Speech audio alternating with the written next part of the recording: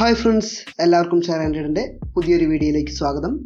അപ്പോൾ നമ്മൾ ഇന്നിവിടെ ചർച്ച ചെയ്യാൻ പോകുന്നത് പ്രധാനപ്പെട്ട എല്ലാവരും ആഗ്രഹിക്കുന്ന അല്ലെങ്കിൽ അറിയാൻ ആഗ്രഹിക്കുന്ന ഫ്യൂച്ചർ ആൻഡ് ഓപ്ഷൻസ് ആണ്. ഓക്കെ, ഏറ്റവും കൂടുതൽ ഫണ്ട് ഫ്ലോ നടക്കുന്നത് ഫ്യൂച്ചർ ആൻഡ് ഓപ്ഷൻസിലാണ്. അതുപോലെ നല്ല രീതിയിൽ അറിയുന്നവർക്കാണെങ്കിൽ നല്ല രീതിയിൽ പ്രോഫിറ്റ് ഉണ്ടാക്കാൻ പറ്റുന്ന ഒരു സെക്ഷനും കൂടിയാണ് ഫ്യൂച്ചർ ആൻഡ് ഓപ്ഷൻസ്. അപ്പോൾ ഫ്യൂച്ചർ ആൻഡ് ഓപ്ഷൻസ് എന്ന് പറഞ്ഞാൽ ഡെറിവേറ്റീവ്സ് ആണ്. ഡെറിവേറ്റീവ്സ് എന്ന് പറഞ്ഞു കഴിഞ്ഞാൽ ഒരു സാധനത്തിൽ നിന്ന് ഡിറൈവ് ചെയ്ത് വരുന്ന അല്ലെങ്കിൽ ഉരുത്തിരിഞ്ഞ് വരുന്ന ഒന്നിനെയാണ് നമ്മളതിന് ഡിറൈവ് ചെയ്ത് വരുന്നതാണ് അല്ലെങ്കിൽ ഡെറിവേറ്റീവ്സ് എന്ന് പറയുന്നത്. ഇപ്പോൾ ഫ്യൂച്ചർ ആൻഡ് ഓപ്ഷൻസ് ഡിറൈവ് ചെയ്ത് വരുന്നത് സ്റ്റോക്ക് മാർക്കറ്റിൽ ഇൻഡെക്സിൽ നിന്നും ഇക്വിറ്റീസിൽ നിന്നും ഒക്കെയാണ്. ഓക്കെ, അപ്പോൾ നമ്മൾ ഇൻഡെക്സിൽ നിന്ന് വരുന്നതിനെ കുറിച്ച് നമുക്ക് ചർച്ച ചെയ്യാം. ഓക്കെ, അതവിടെ നിൽക്കട്ടെ. നമുക്ക് ഇന്ന് ഇക്വിറ്റീസിൽ വരുന്ന ഫ്യൂച്ചർ ആൻഡ് ഓപ്ഷൻസിനെ കുറിച്ച് സം ബേസിക്സ് ഐഡിയാസ്, അതായത് നമ്മളിവിടെ കോമൺ ആയിട്ട് ട്രേഡ് ചെയ്യാൻ വേണ്ട ഡീറ്റെയിൽസ് മാത്രമാണ് നമ്മളോട് ചർച്ച ചെയ്യുന്നത്. ഓക്കെ, മറ്റുള്ളവരെടുക്കുന്ന പോലെ ഓവർ തിയറിയോ കാര്യങ്ങളോ ഇല്ല. എന്താണ് ഫ്യൂച്ചർ എന്ന് പറയും, എങ്ങനെയാണെന്ന് പറയും, എന്താണ് ഓപ്ഷൻ എന്ന് പറയും, ഓപ്ഷൻസിനെ കുറിച്ചുള്ള കാര്യങ്ങൾ പറയും, ഓപ്ഷൻസിൻ്റെ കുറച്ച് സ്ട്രാറ്റജീസ് നമ്മൾ ചർച്ച ചെയ്യും. Okay, future and options combine ചെയ്തിട്ടുള്ള സ്ട്രാറ്റജീസ് നമ്മൾ ചർച്ച ചെയ്യും. ഫ്യൂച്ചറും ഓപ്ഷനും അല്ലാതെ ഒരുപാട് ഡെറിവേറ്റീവ്സ് ഉണ്ട്, ഫോർവേഡ് ഉണ്ട്, സ്വാപ്പ് ഉണ്ട്. അപ്പോൾ നമ്മുടെ ഫ്യൂച്ചർ ആൻഡ് ഓപ്ഷൻസ് ആണ് നമ്മൾ മെയിനായിട്ട് ഫോക്കസ് ചെയ്യുന്നത്. ഇതിൽ ഓപ്ഷൻസ് ആണ് ഏറ്റവും കൂടുതൽ ഫോക്കസ് ചെയ്യുന്നത്. ഓപ്ഷൻസിനെ നമുക്ക് പല രീതിയിലും ഉപയോഗിക്കാൻ പറ്റും. അതായത് കോൾ ഓപ്ഷൻ, പുട്ട് ഓപ്ഷൻ എന്ന് പറഞ്ഞിട്ട് 2 സെക്ഷൻസ് ഉണ്ട്. അതിൽ തന്നെ അത് നമുക്ക് പല രീതിയിൽ ഉപയോഗിക്കാൻ പറ്റും, അതിൻ്റെ കോമ്പിനേഷൻസ് ഓഫ് യൂസേജ് ഒക്കെ വന്നിട്ട്. അപ്പോൾ നമ്മൾ അതാണ് ഏറ്റവും കൂടുതൽ ചർച്ച ചെയ്യാനും അല്ലെങ്കിൽ നമ്മൾ നമ്മുടെ ചാനലിൽ ചർച്ച ചെയ്യാൻ ഉദ്ദേശിക്കുന്നത്. അപ്പോൾ അതിന് മുന്നേ ഫ്യൂച്ചർ എന്താണെന്ന് ഒന്ന് പറയാം. ഓക്കെ, കാരണം ഇതെല്ലാവരും കേൾക്കുമ്പോൾ ഫ്യൂച്ചർ ആൻഡ് ഓപ്ഷൻസ് എന്നല്ലേ പറയുന്നത്. അപ്പോൾ നമ്മൾ ഇന്ന് മെയിനായിട്ട് ഫ്യൂച്ചർ എന്താണെന്ന് പറയും. അടുത്തത് മുതലാണ് ഓപ്ഷൻസിനെ കുറിച്ച് മുഴുവനായിട്ടും പറയുന്നത്. ഓക്കെ, പിന്നെ ഓപ്ഷൻസിനെ കുറിച്ച് നമ്മൾ പറയുന്നുള്ളൂ. ഫ്യൂച്ചർ എന്ന് പറഞ്ഞു കഴിഞ്ഞാൽ ഇത്രയേ ഉള്ളൂ. ഒരു എക്സാമ്പിൾ വെച്ച് പറയാം സിമ്പിളായിട്ട്, അതാകുമ്പോൾ നമുക്ക് പെട്ടെന്ന് അത് കലങ്ങും എന്താണെന്ന്. ഓക്കെ, ഇപ്പോൾ ഒരു കാര്യത്തെക്കുറിച്ചിട്ട് എനിക്കും നിങ്ങൾക്കും 2 വ്യൂ ആണ്. ഒന്നുമില്ല, നമ്മൾ ഒരു സ്റ്റോക്ക് എടുക്കുന്നു. ഒരു സ്റ്റോക്കിൻ്റെ കറൻറ്റ് മാർക്കറ്റ് പ്രൈസ് 100 രൂപയാണെന്ന് വിചാരിക്കുകയാണ്. ഓക്കെ, അപ്പോൾ ഞാൻ പറയുന്നു എൻ്റെ കാഴ്ചപ്പാട് പ്രകാരം അത് കൂടും എന്നാണ്, നിങ്ങളുടെ കാഴ്ചപ്പാട് പ്രകാരം അത് കുറയും എന്നുള്ള രീതിയിലാണ്. ഓക്കെ, അപ്പോൾ നമ്മൾ 2 പേരും തമ്മിലൊരു കോൺട്രാക്റ്റിൽ വരും. എന്താണ്, അപ്പോൾ ഞാൻ കൂടും എന്നാണ് പറയുന്നത്, നിങ്ങൾ കുറയും എന്നാണ് പറയുന്നത്.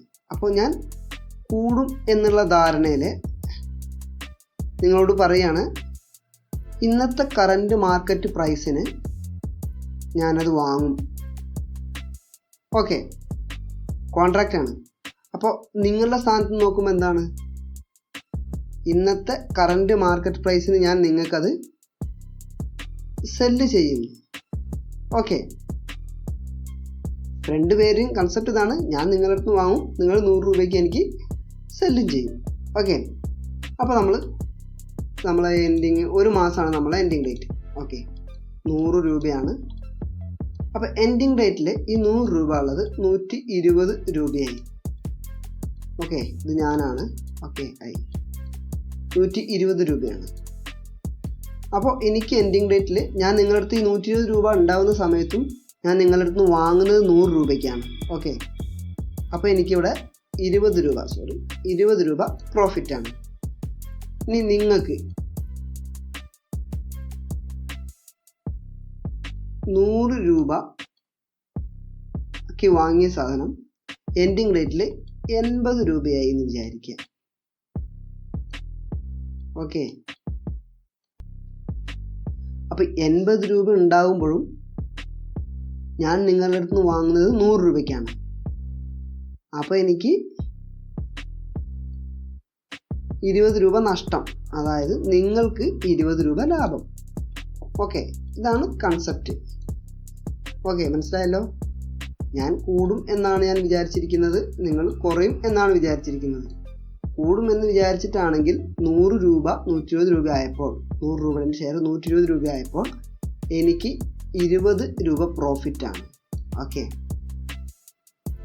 ഇനി അഥവാ 100 രൂപ എന്നുള്ളത് 80 രൂപ ആയാൽ എനിക്ക് 20 രൂപ ഇവിടെ ലോസാണ്. ഓക്കെ, എൻ്റെ ലോസ് നിങ്ങളുടെ ലാഭമാണ്. അപ്പോൾ ഒരു ബെറ്റ് പോലെയായി. കൺസെപ്റ്റ് കലങ്ങിയെന്ന് വിചാരിക്കുന്നു. പക്ഷേ ഇനി നമ്മളിവിടെ ചെയ്യാൻ പോകുന്നത്, നമ്മളിവിടെ 100 രൂപേൻ്റെ ഷെയറിന് നമ്മൾ 100 രൂപ ആരുടെ അടുത്ത് കളക്ട് ചെയ്യുന്നില്ല. ഇപ്പോൾ ഞാൻ വാങ്ങുകയാണെങ്കിൽ എൻ്റെ അടുത്ത് 100 രൂപ കളക്ട് ചെയ്യുന്നില്ല, നിങ്ങളുടെ അടുത്തും ഈ 100 രൂപയ്ക്ക് സെല്ല് ചെയ്യാനുള്ള എമൗണ്ട് കളക്ട് ചെയ്യുന്നില്ല. പകരം ഒരു മാർജിൻ മണിയാണ് കളക്ട് ചെയ്യുന്നത്.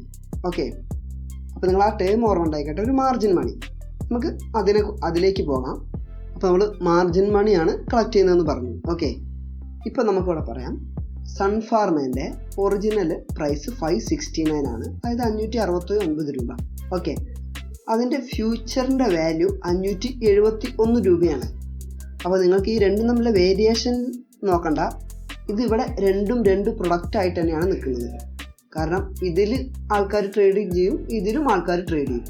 ഇതിൽ ചെയ്യുമ്പോൾ വരുന്ന LTP ആണ് ഇവിടെ കാണുന്നത്, അപ്പോൾ ഇതിൽ വരുന്ന LTP ആണ് ഇവിടെ കാണുന്നത്, ലാസ്റ്റ് ട്രേഡർ പ്രൈസ്. അപ്പോൾ അത് തമ്മിൽ ചെറിയൊരു വേരിയേഷൻ വന്നേക്കാം. ഓക്കെ,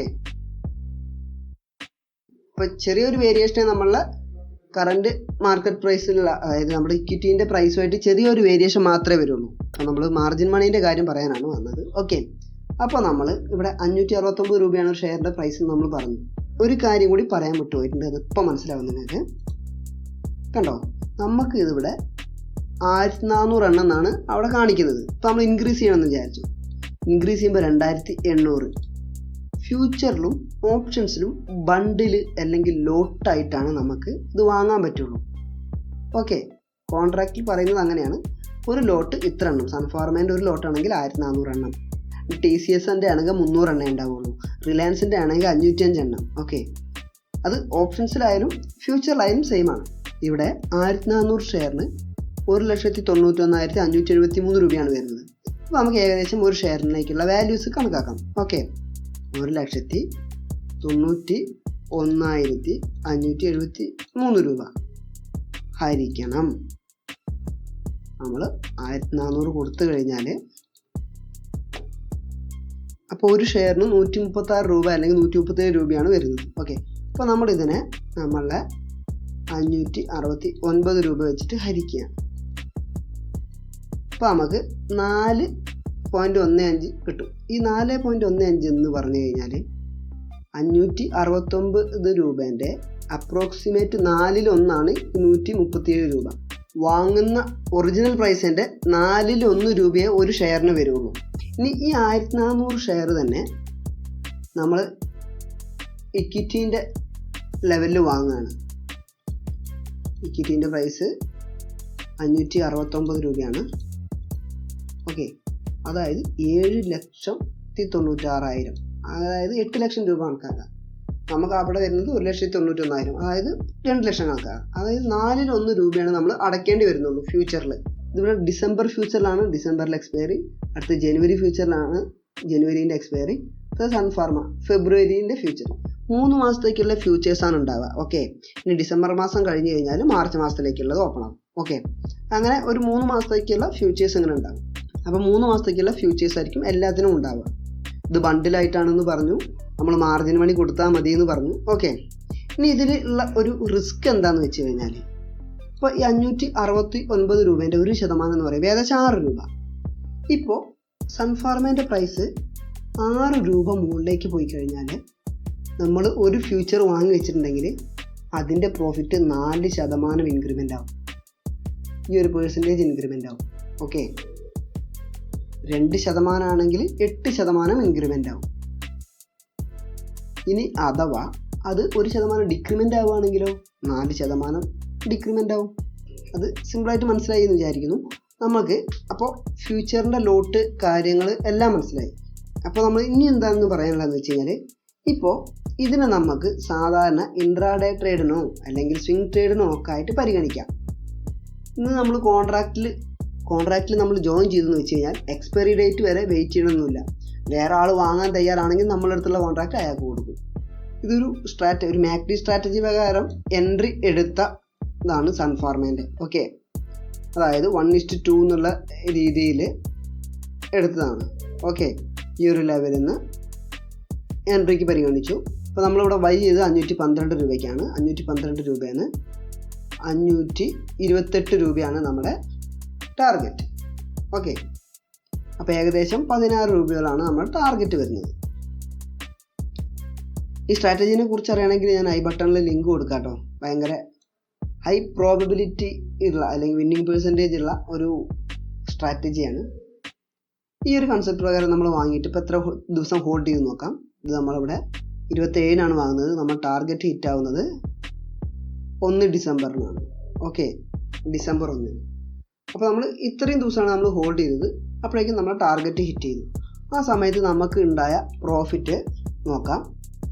അതായത് ഇവിടെ നിന്ന് ഇങ്ങോട്ട് 15 രൂപ 70 പൈസയാണ് നമ്മുടെ പ്രോഫിറ്റ് ഉണ്ടായത്.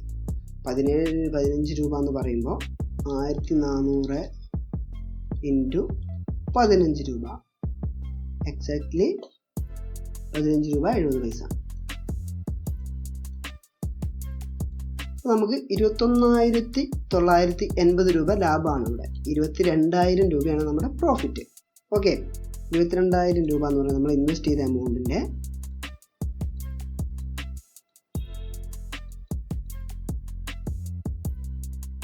11%. ഓക്കെ, നമ്മൾ ഇൻവെസ്റ്റ് ചെയ്തതിൻ്റെ 11% നമുക്ക് റിട്ടേൺ തന്നിരിക്കുന്നത്. അഥവാ താഴേക്ക് പോവുകയാണെങ്കിലും അതുപോലെ തന്നെയാണ് 11% നമുക്ക് എന്ത് തരും, ലോസും തരും. അപ്പോൾ ഇതെങ്ങനെയാണ് ഉപയോഗിക്കുന്നത് സ്വിങ്ങിലേക്ക് എന്ന് ഒന്ന് സൂചിപ്പിക്കാൻ വേണ്ടിയിട്ടാണ് പറഞ്ഞത്. ഓക്കെ, അപ്പോൾ അതിൻ്റെ കാര്യങ്ങളൊക്കെ മനസ്സിലായി എന്ന് വിചാരിക്കുന്നു. ഇവിടെ കോൺട്രാക്ട് എടുത്തത് 512 രൂപയ്ക്കാണ്. നമുക്കൊരു പ്രോഫിറ്റ് കിട്ടിയപ്പോൾ നമ്മൾ എക്സിറ്റ് ആയി. അപ്പോൾ ഇത് നമുക്കൊരു സ്റ്റോക്കിൻ്റെ അതേ ഇതിൽ നമുക്ക് ട്രേഡ് ചെയ്യാൻ പറ്റും. കാരണം കോൺട്രാക്റ്റിൻ്റെ കാലാവധി കഴിയുന്നവരെ കാത്തു നിൽക്കണമെന്നോ അങ്ങനത്തെ ഡീറ്റെയിൽസ് ഒന്നുമില്ല. ഓക്കെ, ഇതുപോലെ തന്നെയാണ് നമ്മൾ ഓപ്ഷൻസിലും ചെയ്യുന്നത്. അതായത് ഈ ഒരു കോൺട്രാക്റ്റിനെ വെച്ചിട്ട് നമ്മൾ ട്രേഡ് ചെയ്തുകൊണ്ടിരിക്കും. ഫ്യൂച്ചറിലും അങ്ങനെ തന്നെയാണ് ചെയ്യുന്നത്. ഓക്കെ, അപ്പോൾ നമ്മൾ ഇക്കാര്യത്തെക്കുറിച്ച് ഒരു ധാരണയായി എന്ന് വിചാരിക്കുന്നു. അപ്പോൾ നമ്മളിനി ഫ്യൂച്ചർ ആൻഡ് ഓപ്ഷൻസിൻ്റെ ഗ്രാഫ് ഒന്ന് നോക്കുകയാണ്. സെല്ലർ സൈഡും ബയ്യർ സൈഡും. ഇത് ബയ്യറിൻ്റെ സൈഡ്, സെല്ലറിൻ്റെ സൈഡ്. ഓക്കെ, ഇതിലെ ഗ്രാഫ് എങ്ങനെ വരിക എന്ന് വെച്ച് കഴിഞ്ഞാൽ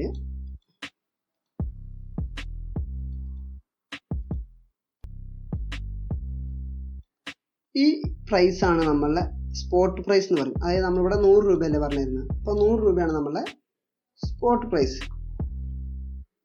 ബയ്യർ എന്ന് പറഞ്ഞു കഴിഞ്ഞാൽ കൂടും എന്ന് വിചാരിച്ചിട്ടാണ് ആൾ ബൈ ചെയ്യുന്നത്. ഓക്കെ, ബൈ ചെയ്യുമ്പോൾ കൂടുകയാണെങ്കിൽ അയാൾക്ക് പ്രോഫിറ്റ് ആയിരിക്കും. കുറയുകയാണെങ്കിൽ 100 രൂപയിൽ നിന്ന് കുറയുകയാണെങ്കിൽ അയാൾക്ക് ലോസ് ആയിരിക്കും. സെല്ലറെ സംബന്ധിച്ച്